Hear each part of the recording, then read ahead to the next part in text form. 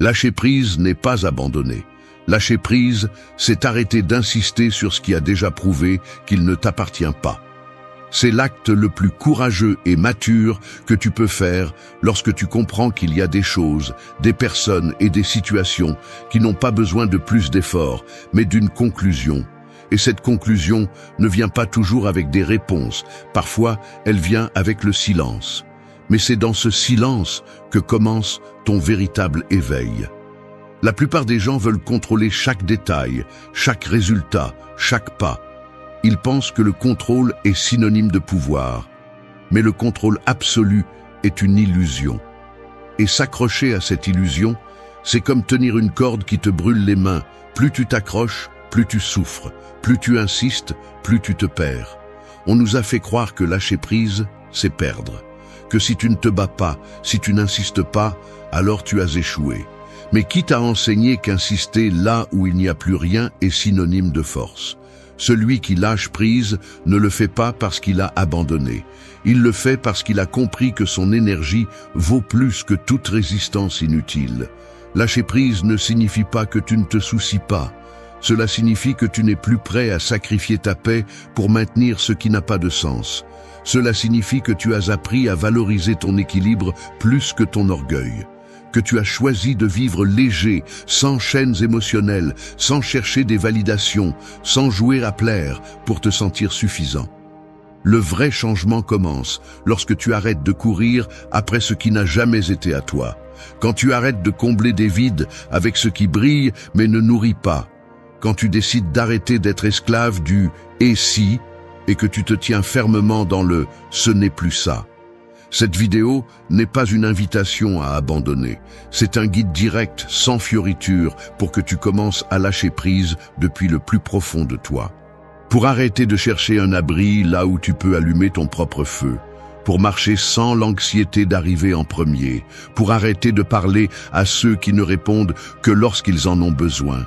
Pour couper les fils invisibles qui te lient à l'idée de qui tu devrais être et commencer à ressentir le poids réel de qui tu es déjà. Parce que lâcher prise est un acte de pouvoir.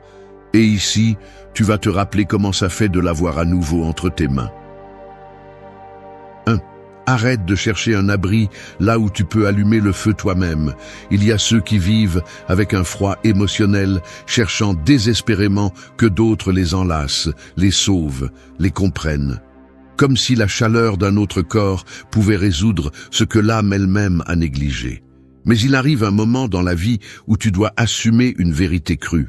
Personne ne va te donner l'abri que tu ne t'es pas donné toi-même. Personne ne va combler tes vides si tu ne décides pas d'allumer ton propre feu. Chercher un refuge à l'extérieur quand tu es en cendres, à l'intérieur, est un piège. Un trait commun, oui, mais aussi l'un des plus dangereux. Parce que plus tu dépends de ce que les autres te donnent pour te sentir en paix, plus tu te condamnes à trembler chaque fois qu'ils partent. Et ils partent toujours. Non pas parce que tout le monde abandonne, mais parce que personne ne peut passer 24 heures par jour à éteindre tes tempêtes internes. C'est ton travail. Les stoïciens parlaient de l'autosuffisance, non pas comme une forme d'isolement, mais comme un principe de force. Épictète disait que l'être humain devait être comme un rocher solide, non pas pour se durcir, mais pour ne pas se briser avec le vent. C'est ça, allumer ton feu. Apprendre à être avec toi sans chercher un abri artificiel. Arrêter d'attendre que quelqu'un vienne te donner la permission de guérir, d'avancer, de vivre. Combien de fois t'es-tu senti rejeté, ignoré ou peu valorisé et as-tu couru chercher de la validation? Combien de fois t'es-tu accroché à un message, à un mot gentil, à une caresse improvisée pour te sentir que tu as de la valeur? Et le pire n'est pas que tu l'aies fait.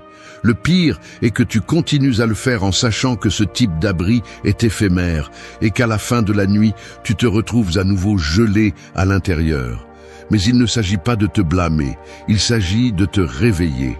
Parce que pendant que tu attends, la vie passe. Et tu restes gelé, attendant qu'une chose extérieure vienne t'enflammer de l'intérieur, comme si tu n'avais pas toi-même l'allumette, le bois, l'étincelle. Tu l'as toujours eu. Mais on te l'a éteinte à force d'abandon, de trahison, de rejet. On t'a appris à chercher la chaleur chez les autres, mais jamais à allumer ton feu quand tu es seul. Allumer ton feu, c'est commencer à prendre tes responsabilités. C'est arrêter de mendier de l'affection, arrêter de justifier ta douleur pour qu'on te comprenne. C'est commencer à être le lieu sûr dont tu as besoin. Cela signifie écrire, bouger, crier si nécessaire, mais aussi s'asseoir en silence et t'embrasser avec la même compassion que tu attendais des autres. Aujourd'hui, je te le dis clairement, personne ne peut te donner ce feu. Personne ne viendra t'envelopper de mots qui font fondre ta peur. Personne ne tiendra ta main à chaque pas si tu n'apprends pas à la tenir d'abord. Ça sonne dur parce que ça l'est, mais c'est aussi libérateur, parce que quand tu comprends que le feu est à l'intérieur, tu ne dépends plus du climat, ni des gens, ni du passé. Tu ne dépends que de toi. Et ce n'est pas un fardeau, c'est une victoire. Éteins la course et apprends à marcher avec sens. On nous a éduqués pour courir. Depuis tout petit, celui qui va plus vite est celui qui a de l'avenir, celui qui finit premier, celui qui réalise le plus d'exploits, celui qui ne s'arrête pas. Mais personne ne te demande si dans cette course, tu sais où tu vas. Seul compte que tu avances, même si tu cours droit dans le vide. Nous vivons obsédés par l'idée d'arriver avant les autres. Nous nous comparons, nous nous exigeons, nous nous mettons sous pression jusqu'au point de nous briser. Et le pire, c'est que souvent, nous ne savons même pas quel est le véritable but. Nous courons simplement parce qu'on nous a dit que c'est ce qu'il faut faire. Parce que ne pas courir, c'est être laissé pour compte. Mais derrière quoi? Ou derrière qui? Ce système adore les rapides mais méprise les conscients. Si tu t'arrêtes, on te traite de paresseux. Si tu marches lentement, on te croit raté. Si tu décides de changer de direction, on te taxe d'inconstant. Et alors tu te retrouves pris dans un tapis roulant qui ne s'arrête jamais, où tes pas ne te mènent nulle part réellement. Ils t'épuisent, simplement. Parce que courir sans sens n'est pas avancer, c'est s'épuiser. Les stoïciens n'étaient pas pressés. Marc Aurèle ne courait pas après la gloire. Il l'observait et choisissait si elle méritait son attention. Sénèque ne mesurait pas sa valeur en fonction de la vitesse, mais de l'intention. Et Épictète, qui fut esclave, comprit mieux que quiconque qu'on n'est pas libre en se déplaçant plus vite, mais en choisissant sa direction avec un but. Quand tu vis en courant, ton esprit devient bruyant. Tu ne peux pas penser, tu ne peux pas ressentir, tu ne peux pas questionner. Tu te contentes d'accomplir, de cocher des tâches, de suivre le rythme que d'autres ont fixé pour toi. Et c'est là que tu perds ce qu'il y a de plus précieux, la conscience de ton propre chemin. Mais marcher avec sens, c'est autre chose. C'est regarder en soi avant d'avancer. C'est te demander si cet endroit où tu vas correspond vraiment à ce dont tu as besoin. C'est ne pas avoir peur d'aller plus lentement, de t'arrêter si nécessaire, de changer de cap quand quelque chose n'a plus de sens. Marcher avec sens n'impressionne personne, mais cela te transforme. Et sais-tu ce qui se passe quand tu arrêtes de courir? Tu te rends compte de tout ce que tu ne voyais pas? Le paysage, les signes, les erreurs que tu répétais sans t'en rendre compte. Tu écoutes ta respiration, ton corps, tes pensées. Et tu découvres que l'anxiété n'était pas dans le temps, mais dans ta façon de le vivre. Il ne s'agit pas de devenir passif, il s'agit d'être intentionnel, d'arrêter de bouger par peur, par comparaison, par pression, et de commencer à bouger par clarté, par vérité, par but. Quand tu éteins la course, tu allumes le sens. Quand tu arrêtes d'essayer d'arriver premier, tu commences à arriver complet.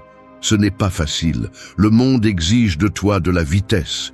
Mais tu n'es pas venu pour être le plus rapide. Tu es venu pour vivre une vie qui a du sens pour toi. Et cela n'est possible que lorsque tu arrêtes de courir aveuglément et que tu commences à marcher éveillé. Arrête-toi. Regarde où tu es.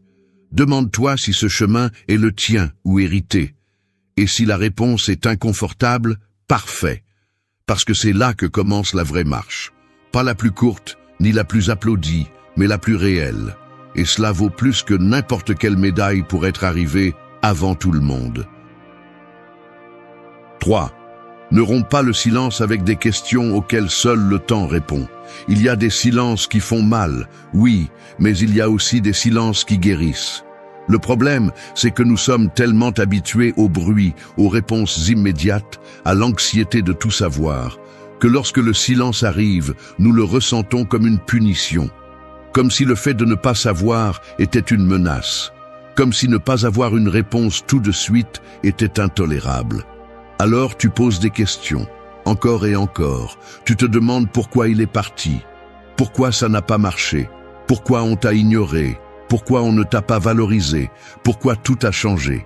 Et tu le fais avec désespoir, cherchant une logique, une raison, une excuse qui te donnera la paix. Mais la paix n'arrive pas comme ça, parce qu'il y a des questions qui ne se répondent pas à voix haute. Il y a des réponses que seul le temps révèle, quand tu as déjà cessé de les exiger. On nous a appris que tout doit avoir une explication, que si ça fait mal, il faut le comprendre, que si quelque chose se termine, il faut le justifier. Mais parfois, la meilleure réponse est le silence. Et pas parce qu'il n'y a pas de vérité, mais parce que tu n'es pas encore prêt à la voir. Parce que te répondre tout de suite serait comme te donner un médicament pour lequel ton corps n'est pas encore prêt. L'esprit anxieux interrompt le processus avec des questions qui naissent de l'angoisse, pas de la réflexion. Et il le fait parce qu'il veut sentir le contrôle. Parce que si tu comprends, tu crois que tu pourras fermer le cycle. Mais ce besoin de savoir est une forme de fuite. Celui qui a besoin de réponses urgentes ne cherche pas à comprendre, il cherche à soulager son inconfort. Et ce qui naît de la peur n'apporte jamais la paix. Les stoïciens le savaient. Le temps, disait-il, est maître, et le sage apprend à lui faire confiance. Tout n'a pas besoin d'être résolu aujourd'hui. Tout n'a pas besoin d'être compris maintenant. Il y a des blessures qui ne se guérissent pas avec des mots, mais avec le silence, avec l'attente, avec la présence, avec l'humilité d'accepter que la compréhension vient quand elle doit, pas quand tu l'exiges.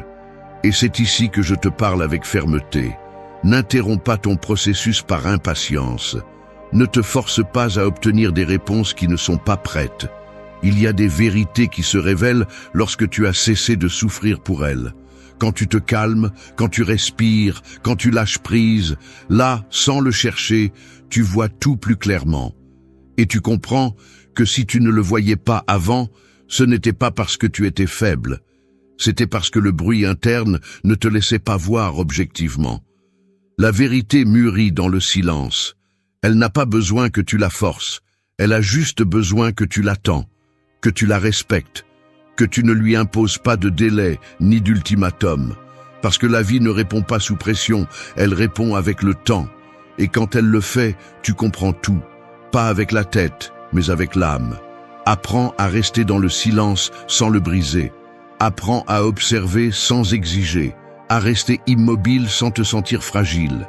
Parce que dans cette immobilité, une nouvelle version de toi se forge. Une version qui ne désespère plus, qui ne se punit plus, qui ne dépend plus de tout savoir pour pouvoir avancer. N'interromps pas ce qui est en train de mûrir en toi. N'exige pas d'explication à un univers qui travaille en ta faveur, même si tu ne le comprends pas encore. Tais-toi pour un moment. Attends. Le temps ne guérit pas seulement, il révèle aussi. Et si tu sais attendre, tu vas voir, tu vas comprendre. Et surtout, tu vas lâcher prise. 4. Ne vis pas pour les applaudissements si cela te coûte ta voix. Vivre en cherchant l'approbation est le chemin le plus rapide pour te perdre.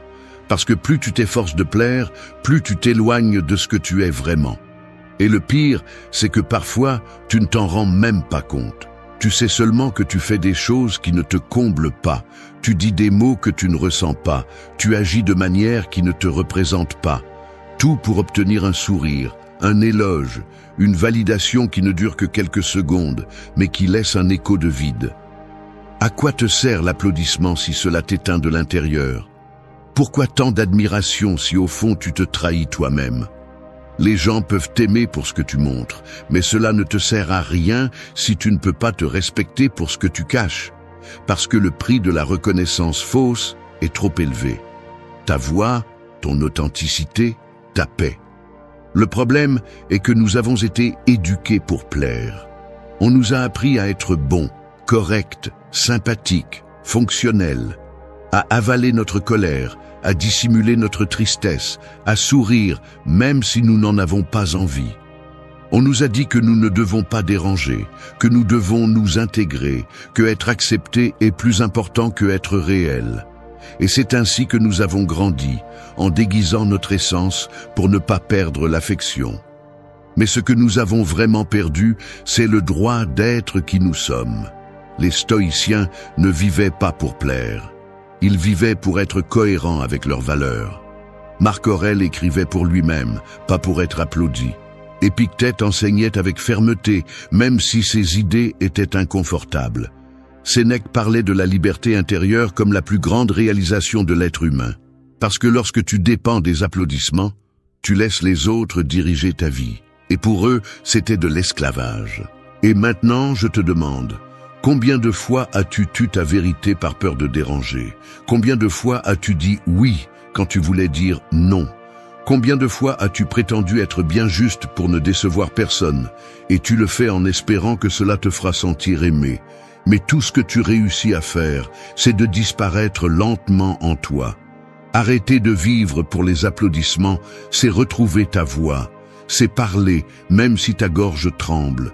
C'est poser des limites, même si cela dérange. C'est t'exprimer à partir de ce que tu es, pas de ce que tu espères qu'ils accepteront. Et oui, certains peuvent s'éloigner, mais au moins, tu n'auras pas à t'éloigner de toi-même. Parce qu'il n'y a pas de perte plus dure que celle-là. Tu n'es pas ici pour répondre aux attentes des autres. Tu es ici pour honorer ton essence, pour construire une vie qui te ressemble, pas ce que les autres veulent de toi. L'applaudissement externe peut être fort, mais il est fragile. Aujourd'hui, il te célèbre, demain, il t'oublie. En revanche, ta voix, ta vérité, ta cohérence, cela reste avec toi. Cela te soutient quand personne d'autre ne le fait. Alors, arrête de mendier l'approbation. Arrête d'ajuster ton volume pour ne pas déranger. Arrête de jouer sur une scène où ton âme n'appartient pas. Ne vis pas pour les applaudissements si cela signifie te taire. Parce que le silence forcé, celui qui naît de la répression, n'est pas la paix. C'est une prison. Parle, exprime-toi. Choisis d'être authentique, même si cela n'est pas applaudi. Parce que lorsque tu vis dans ta vérité, le respect le plus important est celui qui naît de l'intérieur. Et celui-ci n'a pas besoin de public. Il a juste besoin de courage. 5. Lâche les rênes. La vie ne se dompte pas, elle s'accompagne. As-tu déjà essayé d'attraper le vent avec tes mains? Peu importe la force que tu y mets, peu importe à quel point tu fermes tes doigts, tout ce que tu réussis à faire, c'est t'épuiser pendant que tout s'échappe. C'est ainsi que la vie se passe lorsque tu essaies de la contrôler. Elle se dérobe, se fâche, se brise. Et toi, dans ta tentative de tout dominer, tu oublies de vivre. Depuis notre plus jeune âge, on nous a appris à serrer les rênes, à tout avoir sous contrôle, à planifier chaque pas, à prévoir chaque chute, à éviter chaque erreur. On nous a convaincus que si nous lâchons, si nous relâchons même un peu, tout s'effondre. Mais on ne t'a pas tout dit. Parfois, c'est précisément ce contrôle qui nous étouffe. Parce que dis-moi, combien de fois t'es-tu senti frustré par quelque chose qui n'a pas marché comme tu le voulais?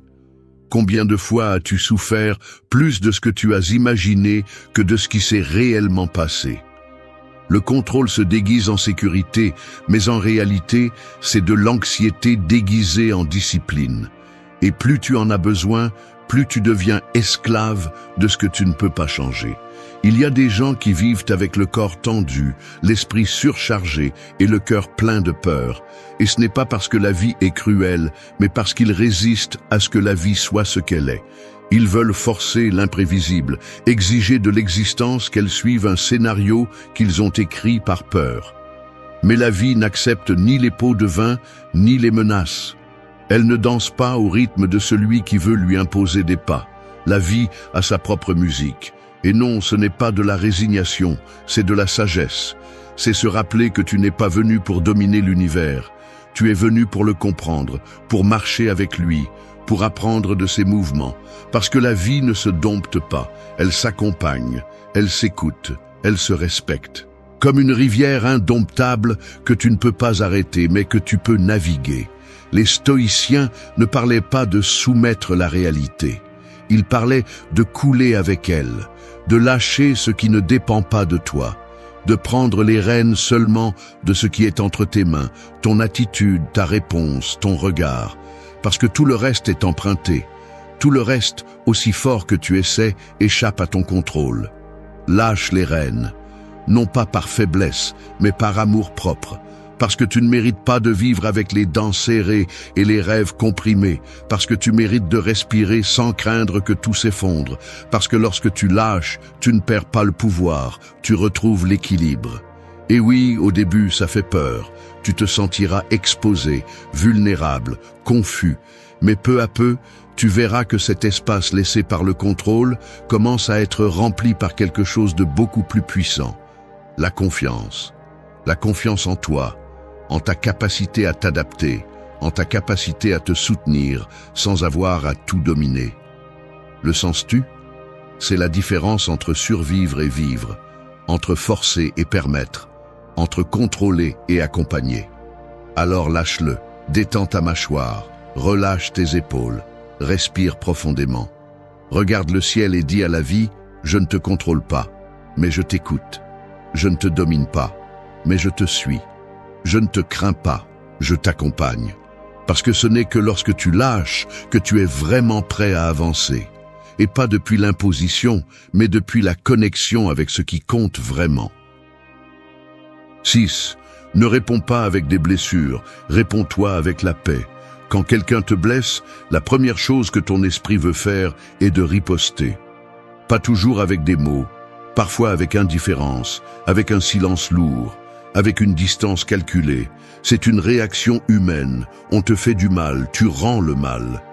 Mais il y a quelque chose qui n'est pas assez dit. Vivre en répondant depuis la blessure, c'est continuer à saigner avec fierté.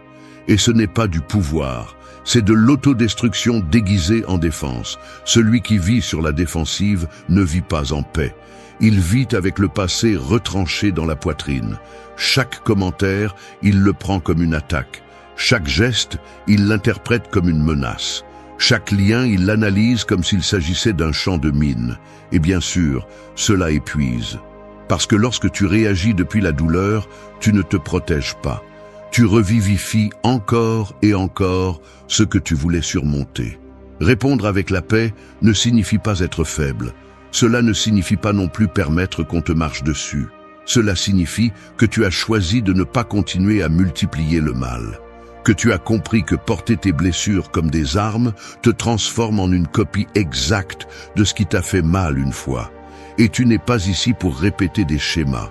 Tu es ici pour les briser. Les stoïciens ne parlaient pas de réprimer les émotions. Ils parlaient de les maîtriser avec clarté.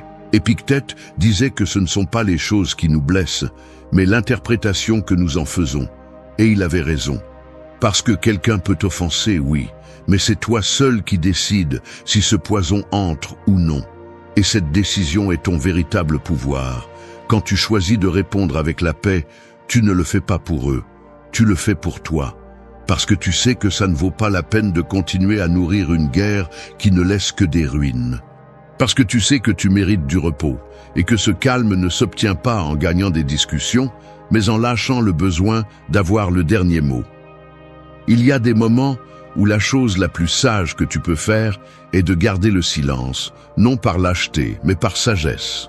D'autres où un sourire tranquille désarme plus que 1000 arguments. Et d'autres où tu te tournes simplement et continues ton chemin, non parce que tu abandonnes, mais parce que tu comprends que ton énergie ne peut plus être dépensée dans des combats vains. Réponds-toi avec la paix. C'est un acte de respect envers toi-même. C'est te dire « je ne vais plus traîner ce fardeau ». C'est choisir de guérir, même si l'autre ne le fait pas. C'est fermer la blessure, non avec vengeance mais avec vérité. Parce qu'au final, celui qui souffre le plus n'est pas celui qui a été blessé. C'est celui qui n'a pas appris à cesser de réagir depuis la blessure. Et tu ne peux pas te permettre de vivre ainsi. Pas maintenant, pas si tu construis une vie plus consciente, plus forte, plus à toi. Alors, la prochaine fois que quelqu'un cherche à te provoquer, demande-toi si tu veux vraiment lui offrir ton équilibre en échange d'un instant de réaction. parce que tu vaux plus que cet élan. Ne réponds pas avec des blessures.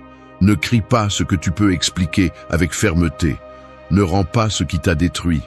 Réponds-toi avec la paix, et tu verras comment tout commence à perdre le pouvoir qui te dominait auparavant. Parce qu'il n'y a pas d'arme plus puissante que quelqu'un qui se connaît, se soigne et choisit de ne pas se briser pour ce qui ne mérite pas sa ruine. 7. Gagne quand tu choisis de ne pas te battre.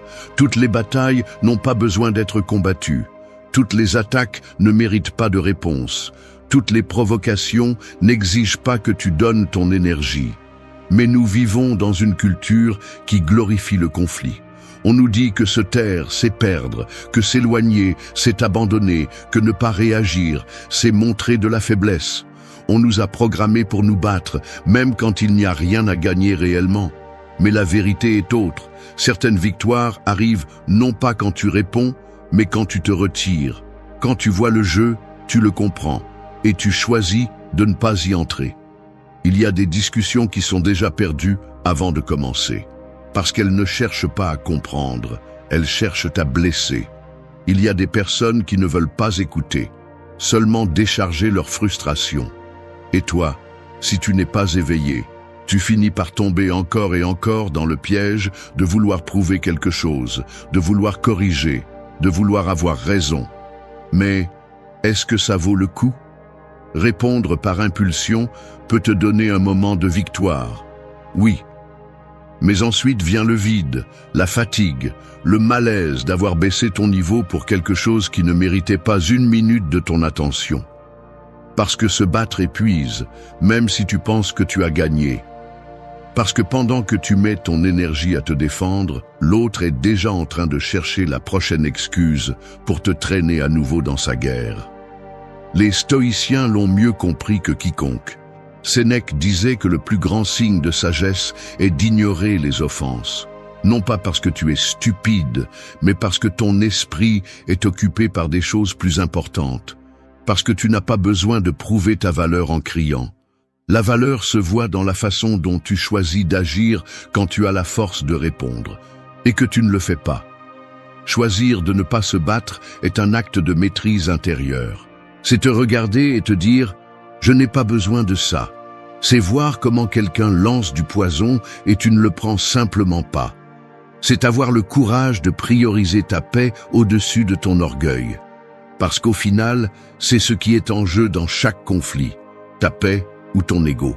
Et choisir la paix est une façon silencieuse, mais puissante, de gagner. Ne te trompe pas, ne pas réagir n'est pas être faible, c'est être libre. Parce que quand quelqu'un te provoque et que tu ne te déranges pas, celui qui perd le contrôle, c'est l'autre, pas toi. Et à ce moment-là, le pouvoir change de main. Tu n'es plus coincé dans son jeu. Tu n'es plus une marionnette émotionnelle. Tu es un être qui t'appartient, qui choisit, qui comprend qu'il y a des batailles, que seuls ceux qui savent ne pas entrer gagnent. Gagne quand tu choisis de ne pas te battre. Quand tu décides que ça ne vaut pas la peine d'expliquer ce que l'autre n'est pas prêt à comprendre. Quand tu vois que ton temps est plus précieux que n'importe quelle démonstration d'orgueil. Quand tu comprends que tu n'as pas besoin d'avoir le dernier mot parce que tu sais déjà qui tu es sans avoir besoin de le défendre. La vie est trop courte pour la gaspiller à prouver l'évidence, que tu as raison, que tu vaux quelque chose, que tu mérites du respect. Laisse le silence parler pour toi. Laisse ta paix crier là où tes mots ne servent plus. Parce que le véritable guerrier n'est pas celui qui se bat sur chaque champ de bataille, c'est celui qui choisit où ne plus jamais entrer. Et ça, c'est aussi une forme de victoire, la plus élégante, la plus puissante, celle qui n'a pas besoin de témoins. 8. Le profond n'a jamais été pressé. Nous vivons comme si l'horloge était un bourreau, pressé partout, poussé par tous. Nous voulons guérir vite, oublier vite, réussir vite, comprendre tout de suite. Nous croyons que si cela n'arrive pas aujourd'hui, alors il est déjà trop tard. Et dans cette désespération d'avancer, nous finissons par sauter le plus important. Ce qui transforme vraiment, ce qui te reconstruit vraiment, ne se produit jamais à la hâte. Le profond prend du temps, comme une graine qui est enterrée dans l'obscurité avant de germer, comme une cicatrice qui a besoin d'espace pour se fermer, comme une vérité qui a besoin de silence pour se révéler. Mais tu as du mal à attendre. Tu te désespères quand tu ne vois pas de résultat. Tu exiges des processus que l'âme n'est pas encore prête à traverser. Et c'est là que tu te brises. Non pas à cause de la douleur en elle-même, mais à cause de l'impatience avec laquelle tu l'affrontes.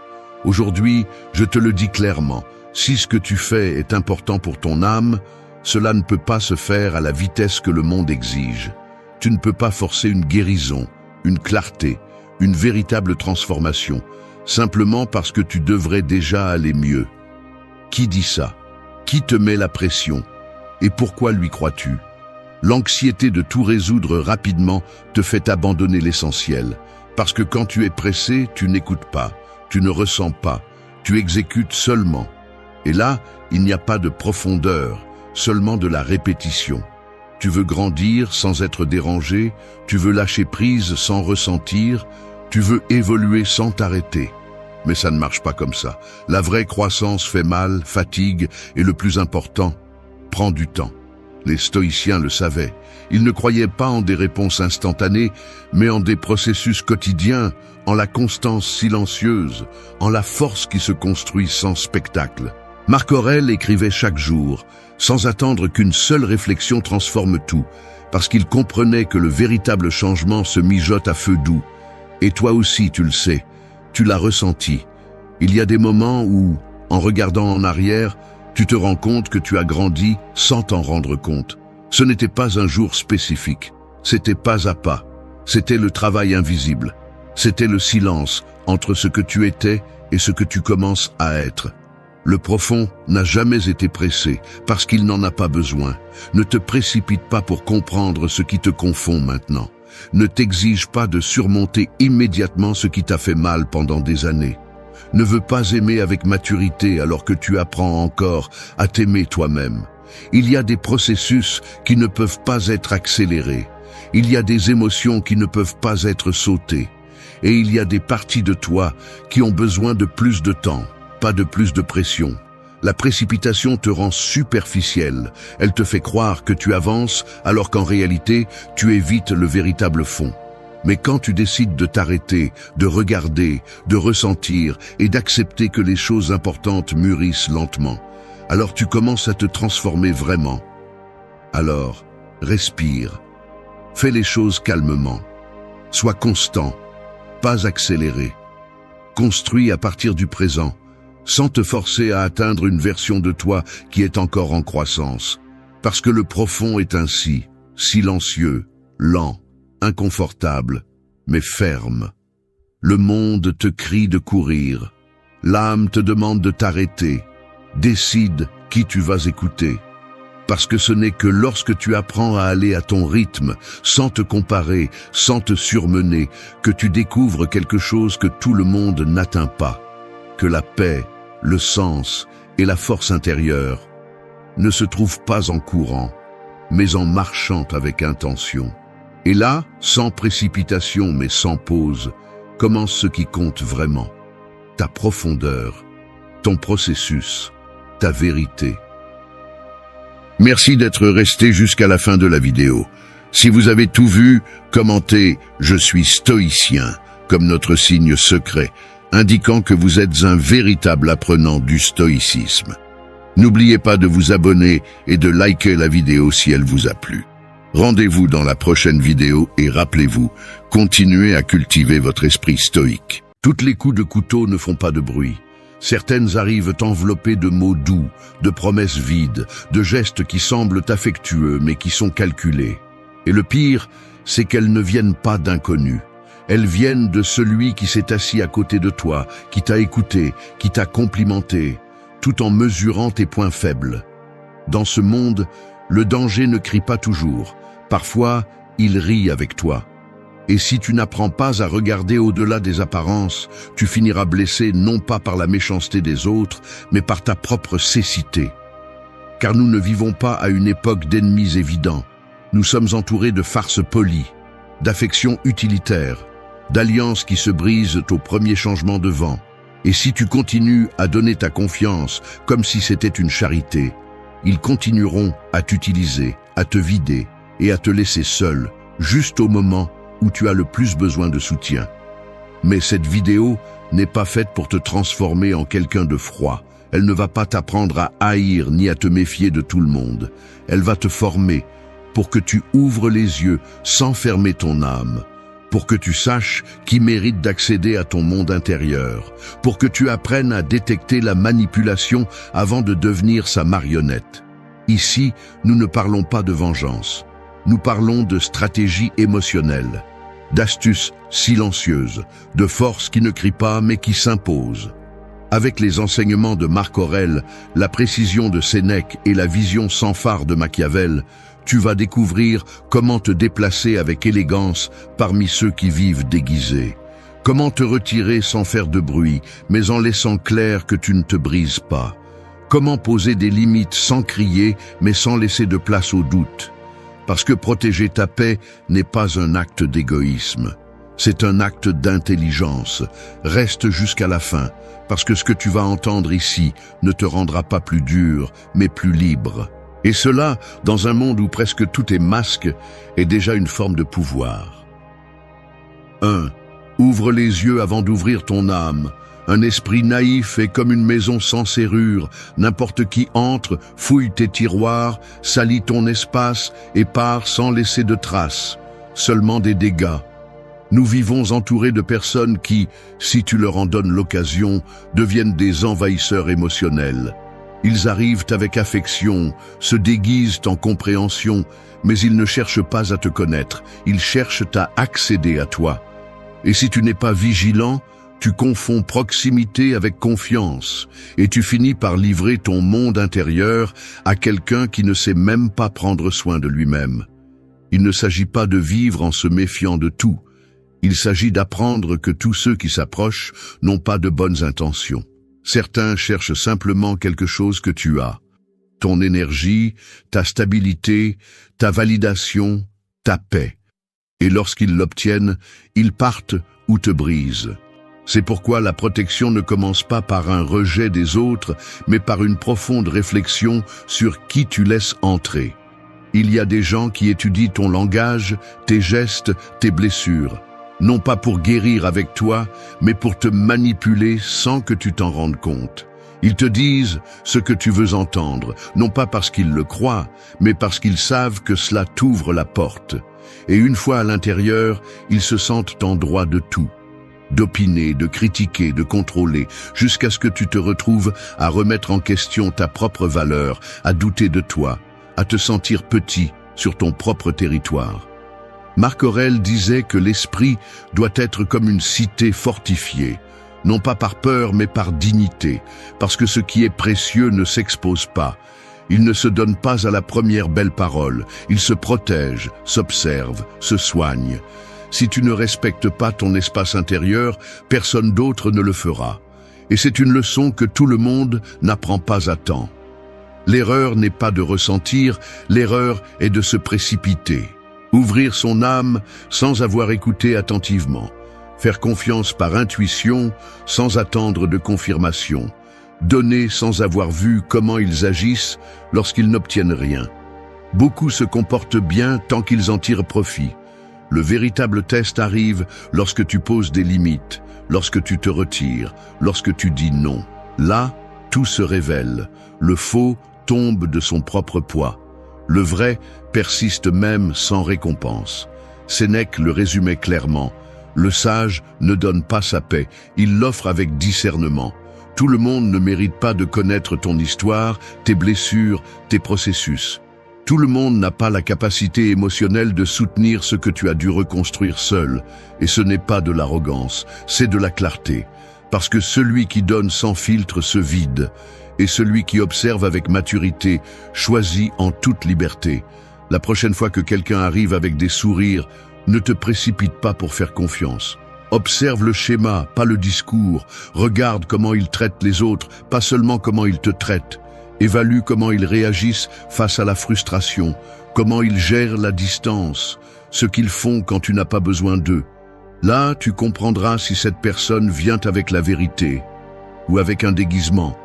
Protéger ton âme n'est pas la fermer, c'est la donner en toute conscience. C'est reconnaître que tu ne peux pas éviter les faux, mais tu peux éviter de leur donner du pouvoir. Et cette différence est celle qui te sauve. Parce que lorsque tu ouvres d'abord les yeux, l'âme ne saigne plus par naïveté. Elle ne se donne qu'à celui qui le mérite vraiment, et cela dans ce monde est déjà une forme de liberté. 2. Ne tombe pas dans son jeu, domine-le en silence. Certaines personnes ne cherchent pas une relation, elles cherchent à contrôler. Elles ne te choisissent pas pour ce que tu es, mais pour ce qu'elles peuvent obtenir de toi. Et leur meilleure arme n'est pas la force, c'est la manipulation déguisée en affection. Elles sont comme des joueurs d'échecs experts. Elles ne bougent pas par émotion, elles bougent par calcul. Elles te donnent de l'attention quand elles veulent que tu te confies, elles te retirent la parole pour que tu te désespères. Tout fait partie du jeu, mais tu n'es pas obligé de jouer sur leur échiquier. La grande erreur est de réagir. Parce que le manipulateur n'a pas besoin d'être violent pour avoir du pouvoir. Il a juste besoin que tu te mettes à son niveau. Que tu cries, que tu expliques, que tu te justifies. Parce que pendant que tu t'épuises émotionnellement à essayer de prouver quelque chose, il te regarde simplement froid, satisfait, non pas parce qu'ils se soucient de ce que tu ressens, mais parce qu'ils obtiennent ce qu'ils veulent, que tu perdes le contrôle de toi-même. La clé n'est pas de les affronter avec du drame, c'est de leur enlever la scène. Le jeu des faux s'effondre lorsqu'ils ne parviennent pas à bouger tes émotions. Quand tu ne réagis pas, quand tu ne leur donnes pas le spectacle qu'ils attendent. Parce que le silence bien utilisé n'est pas de la lâcheté, c'est du pouvoir. Et la maîtrise de soi n'est pas de la passivité, c'est de la stratégie. Tu n'as pas à prouver quoi que ce soit à quelqu'un qui a déjà décidé de manipuler. Tu as juste à observer, à comprendre leur modèle et à sortir du jeu sans préavis.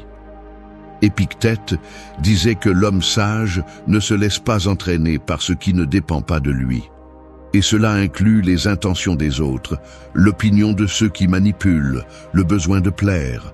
Tu ne peux pas contrôler comment les autres agissent, mais tu peux décider comment tu réagis. Et quand tu arrives à te maîtriser au milieu du jeu, tu as déjà gagné, parce que tu ne t'es pas abaissé, tu n'as pas perdu ton centre et tu n'as pas cédé ta dignité. Le problème est que beaucoup tombent parce qu'ils veulent une justice émotionnelle de ceux qui ne savent pas la donner. Ils attendent des explications, des excuses. Ils attendent que l'autre reconnaisse le mal qu'il a fait. Mais le manipulateur ne se blâme jamais. Il change toujours le discours. Et tu finis par te sentir responsable. C'est le piège. C'est pourquoi il ne s'agit pas de chercher réparation. Il s'agit de sortir du jeu, de comprendre que ta paix ne se négocie pas avec quelqu'un qui n'a pas de conscience. Domine le jeu en silence, c'est apprendre à garder tes émotions pour celui qui les apprécie vraiment. C'est arrêter de débattre avec celui qui n'écoute pas. C'est choisir quand parler, quand agir et surtout quand te retirer. Parce que tout ne nécessite pas une réponse. Et parfois, ton absence parle plus que n'importe quel argument. Celui qui attendait ta réaction se désarme quand il ne l'obtient pas. Et celui qui voulait te provoquer perd quand tu restes calme. Machiavel le savait, tous les combats ne se gagnent pas en attaquant. Certains se gagnent en se retirant à temps, en observant de loin, sans t'exposer, sans crier, sans prévenir. Parce que le véritable contrôle n'est pas sur l'autre, c'est sur toi. Et quand tu ne permets plus qu'on te traîne, qu'on te manipule ou qu'on te déstabilise, tu n'es plus la victime du jeu. Tu es celui qui marque la fin de la partie. Ne tombe pas dans leur jeu. Apprends à le lire, à le comprendre, à reconnaître les mouvements sans bouger. La plupart ne savent pas quoi faire face à quelqu'un qui ne réagit pas. Ils se désespèrent, ils se frustrent, ils se révèlent. Et là, tu vois leur vrai visage. Tu n'es pas ici pour divertir leur tactique. Tu es là pour prendre soin de ton énergie, pour conserver ton centre, pour dominer en silence ce que les autres ont besoin de crier. Et cela, même si cela ne se voit pas au début, se ressent toujours à la fin. Parce que la force la plus puissante est celle qui ne s'exhibe pas, mais qui s'impose. 3. Retire-toi avec dignité, pas avec des explications. Tous les incendies n'ont pas besoin d'eau. Parfois, la chose la plus sage à faire est de laisser le feu se consumer seul, pendant que tu es déjà loin. Parce qu'il y a des gens qui brûlent de leur propre poison, de leurs propres mensonges, de leurs propres jeux. Et toi, si tu insistes pour l'éteindre avec des arguments, tu vas te brûler en essayant de sauver ce qui est déjà pourri. Au lieu de cela, éloigne-toi. Mais pas avec colère, mais avec clarté, pas avec des reproches, mais avec dignité.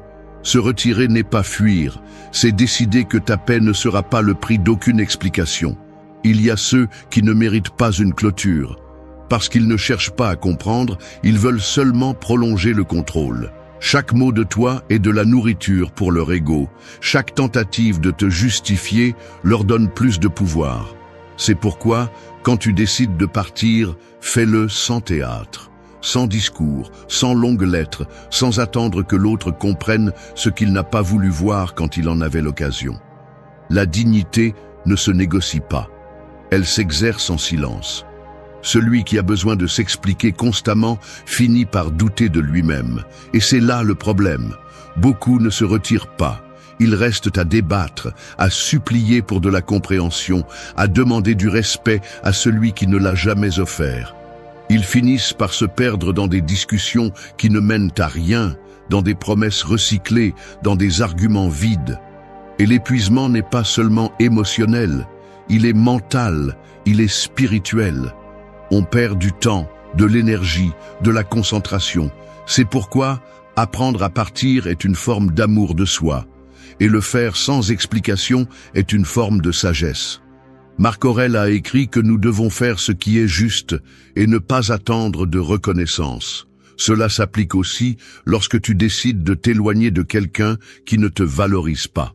N'attends pas de gratitude, n'attends pas qu'ils admettent leur erreur. Beaucoup ne le feront pas, non pas parce qu'ils ne le voient pas, mais parce qu'ils ne veulent pas le voir. Et tu ne peux pas rester attaché émotionnellement à quelqu'un qui n'a pas la maturité pour assumer sa part. Ton devoir est envers toi. La sortie silencieuse a de la force. Elle déstabilise, elle désarme. Parce qu'il n'y a rien de plus inquiétant pour quelqu'un de manipulateur que de voir que tu n'as plus rien à dire, que tu n'es plus disposé à débattre, ni à supplier, ni à justifier ta décision.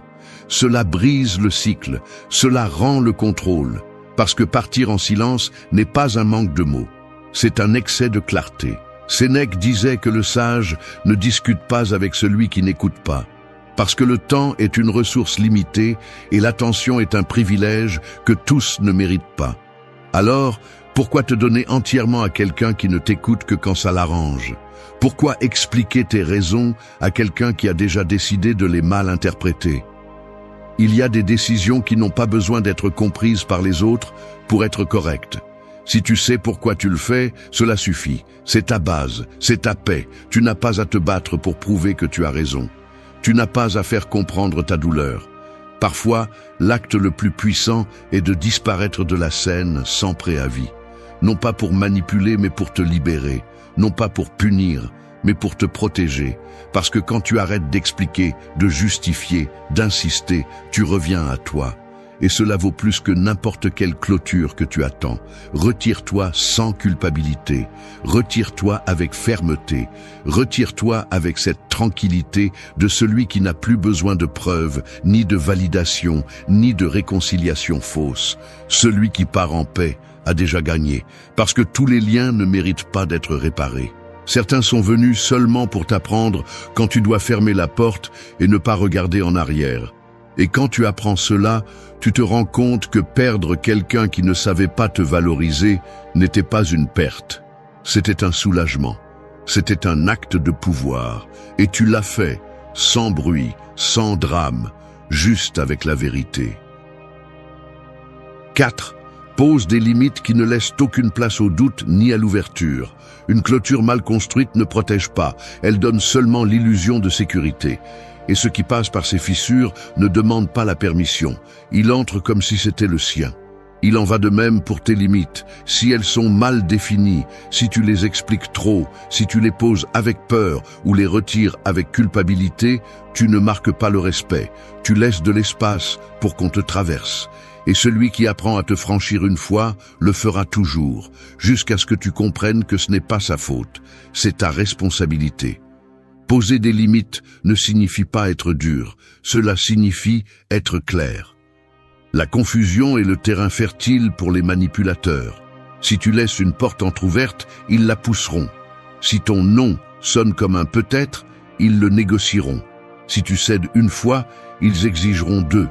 C'est pourquoi la limite ne s'explique pas tant, elle se montre. Elle se communique une seule fois, sans besoin de crier, sans dramatisme, mais avec une fermeté qui ne laisse pas place à l'ambiguïté. Car celui qui ne respecte pas ton premier assez a déjà clairement montré qu'il ne mérite pas une seconde chance. Beaucoup de personnes échouent dans leurs relations, non pas par manque d'amour, mais par manque de limites. Ils permettent de petites fautes, minimisent les attitudes toxiques, justifient ce qui fait mal. Et quand ils veulent mettre de l'ordre, ils sont déjà pris dans des dynamiques où leur parole vaut peu. Le respect se perd ainsi, lentement, par ne pas savoir marquer jusqu'où oui et à partir de où non. Marc Aurèle n'avait pas besoin de hausser la voix pour imposer le respect. Son pouvoir résidait dans sa cohérence. Faire ce qu'il disait, rester ferme dans ce qu'il croyait. C'est ce qui donne une véritable autorité. Tu peux poser 1000 limites en paroles, mais si tu ne les soutiens pas par des actions, elles ne servent à rien. La limite n'est pas une menace, c'est une conséquence. Elle ne nécessite pas d'avertissement constant, elle nécessite une décision. Celui qui te valorise comprendra tes limites. Celui qui ne t'utilise que les remettra en question. Il te dira que tu exagères, que tu as changé, que tu étais plus flexible avant. Il te mettra en doute. Il essaiera de te faire sentir coupable. Mais c'est une partie du jeu du manipulateur. Te faire croire que te protéger est de l'égoïsme. Que prendre soin de toi est un manque d'empathie. Ne tombe pas dans ce piège. Les gens qui veulent avoir accès sans règles ne le méritent pas. Sénèque disait que celui qui ne gouverne pas son intérieur sera gouverné par d'autres. Et cela commence par les limites. Il ne s'agit pas seulement de dire ce que tu ne veux pas, mais de le soutenir même quand cela dérange. Parce que oui, poser des limites va repousser certains. Mais cela laissera aussi de la place pour ceux qui savent respecter.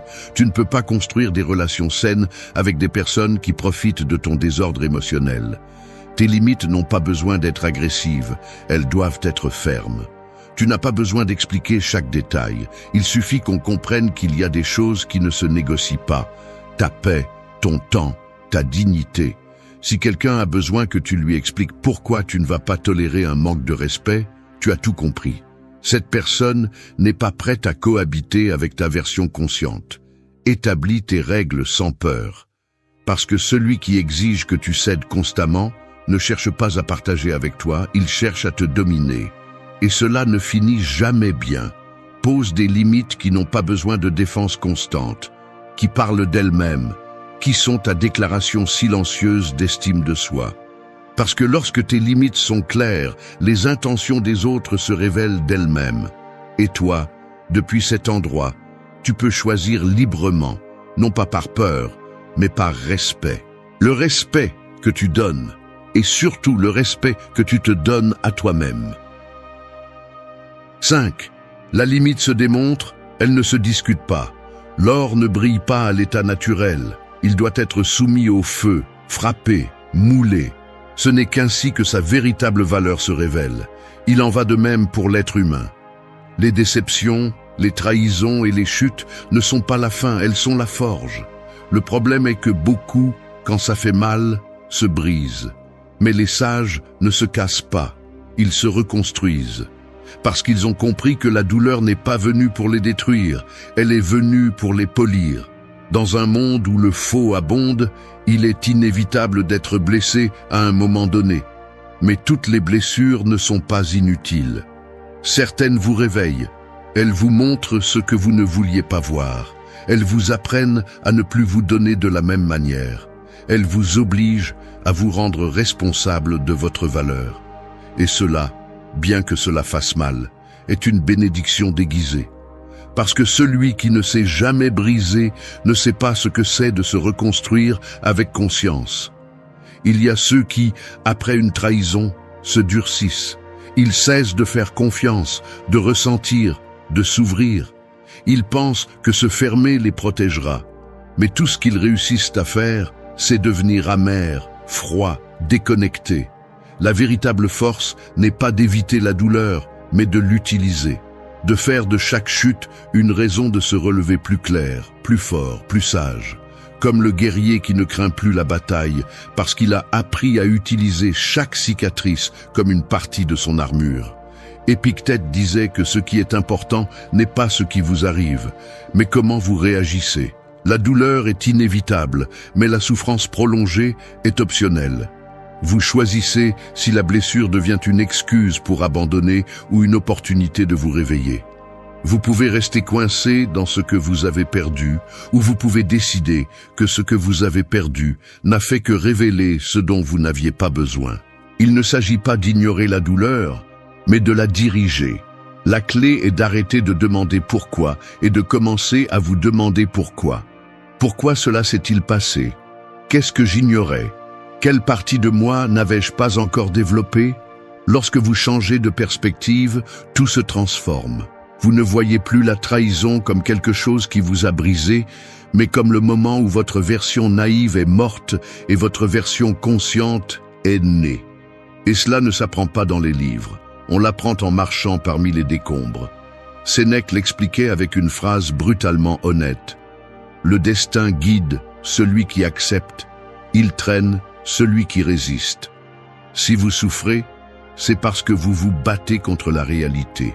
Mais si vous la regardez en face et l'utilisez comme matière première, vous devenez quelqu'un qui n'a plus peur de recommencer.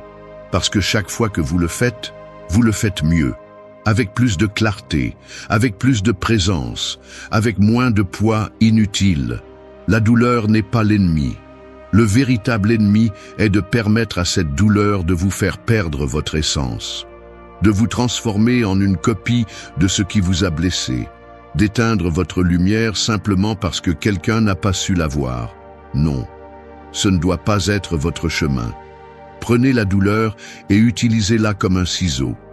Modelez votre caractère, redéfinissez vos limites, élevez vos standards, non pas pour devenir inatteignable, mais pour ne plus jamais vous rabaisser. Ce qui vous a fait mal est venu pour vous transformer. Ne fuyez pas cela. Remerciez-le en silence et continuez à avancer. Parce que lorsque la douleur vous forme au lieu de vous briser, ce qui émerge ensuite n'est plus une version fragile. C'est un esprit blindé. C'est un cœur sage. C'est quelqu'un qui ne se donne plus par nécessité, mais par choix. Et cela, dans ce monde, est plus rare que l'or, et beaucoup plus précieux. 6. La confiance se prouve, elle ne se donne pas. Faire confiance à quelqu'un sans l'observer, c'est comme se jeter à la mer sans savoir nager. Au début, tout peut sembler calme, mais il suffit d'un changement de courant pour que tu te rendes compte que tu n'es pas en sécurité. C'est ainsi que fonctionne la confiance. Si tu la donnes trop tôt, ce n'est pas un acte de noblesse, c'est un pari aveugle. Et dans un monde où les apparences sont plus perfectionnées que les intentions, faire confiance sans vérifier est une invitation à la blessure. Il y a des gens qui savent exactement quoi dire pour paraître honnêtes, qui connaissent le langage de l'empathie, mais ne le pratiquent pas, qui te promettent loyauté tout en analysant jusqu'où ils peuvent profiter. Et si tu n'as pas de critères pour filtrer, si ton besoin de connexion est plus grand que ta capacité à évaluer, tu deviens une proie facile. Parce que tous ceux qui s'approchent ne le font pas avec l'intention de prendre soin. Certains s'approchent juste pour voir ce qu'ils peuvent obtenir avant de partir. Marc Aurèle disait que nous devons juger par les actions, pas par les mots. Et cela, dans la vie réelle, est vital. Ne te laisse pas tromper par le discours, observe le comportement. T'écoute-t-il quand tu n'es pas d'accord? Est-il présent sans bénéfice en vue? Te respecte-t-il même quand tu ne lui donnes pas ce qu'il attend? Tout se révèle là, parce que la vraie confiance ne se construit pas avec des promesses, mais avec une présence constante, même dans l'inconfort. L'une des erreurs les plus courantes est de croire que faire confiance rapidement démontre une maturité émotionnelle, comme si s'ouvrir immédiatement était une preuve d'authenticité. Mais ce n'est pas le cas. La maturité est dans l'observation calme, dans l'accès progressif, dans la compréhension que les gens se montrent vraiment quand ils n'obtiennent pas ce qu'ils veulent. La hâte de faire confiance est un signe de manque, pas de courage. Celui qui se valorise se réserve aussi. Épictète affirmait que tu ne dois pas donner ta volonté à un autre être humain. Parce que lorsque tu déposes ta paix, ta sécurité ou ton sens de la valeur entre les mains de quelqu'un d'autre, tu deviens dépendant. Et cette dépendance peut être utilisée contre toi. La vraie confiance est mutuelle, équilibrée, solide. Elle ne se demande pas, elle se gagne. Et si quelqu'un est contrarié parce que tu ne fais pas confiance immédiatement, tu as déjà une alerte. La patience fait partie du respect. Celui qui veut quelque chose de réel attend. Celui qui veut contrôler, presse. Sénèque l'a aussi enseigné. Tous ceux qui sourient ne sont pas des amis. Et tous ceux qui disent vouloir le meilleur pour toi ne le ressentent pas vraiment. C'est pourquoi le temps est ton meilleur allié. Laisse les gens se montrer. N'accélère pas les liens par besoin émotionnel. N'expose pas tes faiblesses à celui qui n'a pas démontré de force émotionnelle. Et surtout, ne révèle pas ton intérieur à celui qui n'a pas passé un seul test de loyauté. La confiance qui se donne est gaspillée. Celle qui se prouve se valorise. Celui qui a dû démontrer son engagement prend soin de ce qu'il a. Celui qui l'a obtenu sans effort le néglige. C'est ainsi que fonctionne la nature humaine. Et tu ne peux pas te permettre de t'exposer au hasard. Ton monde intérieur, tes vérités, tes processus ne sont pas une marchandise. Ils sont un territoire sacré. Et seul celui qui a montré qu'il sait marcher sans détruire doit le fouler. Fais confiance, oui, mais intelligemment. Donne des opportunités, mais observe. Sois ouvert, mais conscient, parce que faire confiance n'est pas se livrer, c'est construire, pas, à partir de la cohérence et non du manque. Et si tu apprends cela, tu éviteras beaucoup de blessures. Parce que parfois, ce qui te protège le plus n'est pas la méfiance, mais la patience. Attendre que l'autre prouve qu'il mérite d'être là. Et quand il le fait, tu sauras que ta confiance n'était pas un cadeau, c'était une reconnaissance. Et cela change tout. 7. Lâche sans crainte ce qui ne contrôle pas ta paix. S'accrocher à ce qui te consume est comme embrasser un cactus en espérant de la chaleur. Tu te piques, tu saignes, mais tu ne le lâches pas parce que tu t'es convaincu qu'un jour, ça cessera de faire mal. C'est le piège émotionnel le plus courant. Confondre l'attachement avec l'amour, la tolérance avec la loyauté, l'endurance avec la force. Et plus tu le justifies, plus tu t'éloignes de toi-même. Parce qu'il n'y a pas de croissance là où il y a une friction constante. Et il n'y a pas de paix là où tu es toujours en train d'expliquer pourquoi ce que tu aurais dû laisser derrière toi te fait mal. Souvent, le problème n'est pas ce que font les autres. C'est ce que tu permets. Tu insistes pour rester là où tu ne t'adaptes plus, pour donner des opportunités là où tu ne reçois que des excuses, pour maintenir des liens qui te prennent plus qu'ils ne t'apportent. Et ensuite tu te demandes pourquoi tu es épuisé, frustré ou confus. Mais la vérité est directe. Si quelque chose te déstabilise plus qu'il ne t'apporte, tu t'accroches au mauvais endroit. Le lâcher n'est pas abandonner. C'est te choisir. C'est comprendre que ta paix vaut plus que n'importe quelle histoire inachevée. Marc Aurèle disait que le bonheur dépend de toi, pas de ce que font ou disent les autres. Et pour que ce bonheur existe, tu as besoin d'espace. Tu ne peux pas respirer si tu es toujours en train d'éteindre les incendies des autres. Tu ne peux pas avancer si tu portes ce qui est déjà périmé. Parfois, le plus sage n'est pas de résister, c'est de lâcher. L'idée que lâcher et perdre est fausse. Parfois, lâcher est précisément ce qui te sauve, ce qui te redonne de l'énergie, de la clarté, de l'équilibre. Parce qu'il y a des gens qui restent juste parce qu'ils savent que tu ne partiras pas. Et ils ne le font pas par amour, mais par commodité. Ils savent que tant que tu es disponible, ils n'ont pas besoin de changer. Mais quand tu te retires sans faire de scandale, quand tu décides que ta paix vaut plus que leur chaos, là tout se révèle. Et tu cesses de faire partie du jeu. Épictète l'a bien dit, ne t'attache à rien que tu ne peux pas lâcher si cela commence à te voler ta tranquillité. Parce que l'attachement est une forme d'esclavage. Il te lie à ce qui devrait couler. Il te force à justifier l'injustifiable. Et avec le temps, il te fait penser que lâcher est trahir, quand en réalité, c'est survivre. Tu n'as pas à devenir quelqu'un de froid, tu as juste besoin d'être quelqu'un de clair, qui sait dire jusqu'ici, sans haine, sans drame, sans besoin de détruire. Parce que parfois, le véritable pouvoir est de te retirer calmement, pas de rester à te battre pour ce qui ne change pas. Tous les liens ne méritent pas d'être maintenus. Certains sont là juste pour t'apprendre ce que tu ne dois plus permettre. Sénèque enseignait que la liberté naît lorsque tu cesses de dépendre émotionnellement de ce que tu ne contrôles pas. Et cela inclut les personnes, les liens, les situations, les souvenirs. Tout ce qui arrive dans ta vie n'est pas destiné à rester. Certaines choses doivent juste passer, laisser leur leçon et partir. Et toi, au lieu de t'accrocher à elles avec désespoir, tu dois avoir le courage de les laisser partir. Lâche. Non pas par froideur, mais pour ta santé mentale. Lâche ce qui te trouble plus que ça ne te calme. Lâche celui qui ne sait pas prendre soin de toi. Lâche la version de toi qui se contentait de peu. Parce que quand tu lâches, tu retrouves ta force. Et avec cette force, tu recommences à construire, mais à partir d'un autre endroit, un où ta paix ne dépend plus de personne d'autre. Et cela ne se négocie pas, cela se décide. 8. Que ta transformation soit le coup qu'il n'attendait pas. Un arbre ne fait pas de bruit quand il grandit, mais un jour ses racines sont si profondes que même le vent le plus fort ne peut le déplacer. C'est ainsi que doit être ton changement. Sans besoin de l'annoncer, sans mendier l'attention, sans expliquer à personne ce que tu construis en silence.